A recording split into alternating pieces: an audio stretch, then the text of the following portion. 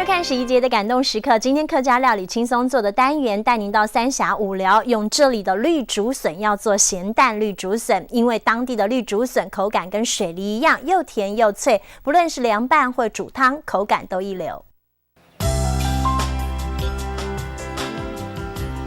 新北市三峡是北部著名的绿竹笋产地之一，尤其五寮这个客家庄，土壤水质合适，所以让三峡的绿竹笋也渐渐打开知名度。我们这里水分比较多，真正好吃。绿竹笋并不好挖，得要拿着锄头寻笋田，土壤有裂缝，探个2下，绿竹笋就冒出头。它会开来呀、就差不多可以挖了。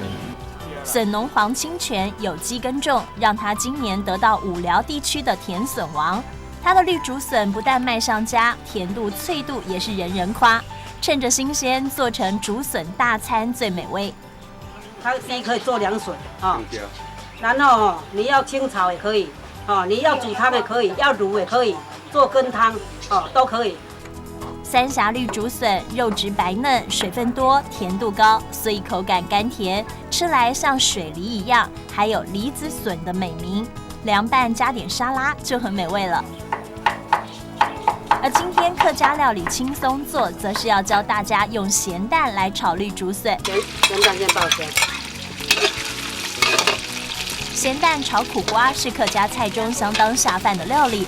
当地人用咸蛋炒绿竹笋一样很美味。咸蛋先清炒，再炒绿竹笋。为了要有清脆的口感，切片的绿竹笋较厚，所以得要再放个水焖个10分钟。切厚一点，吃起来比较有口感。倒下去搅拌。简单拌炒就可以上桌喽。咸咸甜甜的口感，可是五寮才有的私房料理。那个竹笋的香味，还有那个咸蛋的香味，那刚刚好。整桌的绿竹笋大餐也不能少了竹笋汤。绿竹笋、香菇和豆皮，再加点盐巴，就能够吃到竹笋的鲜甜。蛮好吃的。我现在见识到了素食的煮法。有朋自远方来，这是最好的待客大餐。希望大家也都能好好品尝在地农民的用心好料理。满山头的绿竹笋，农人持起锄头挥汗探寻。清脆的口感伴着生津汁液流淌，梨子般的客庄美味，标记感动时刻。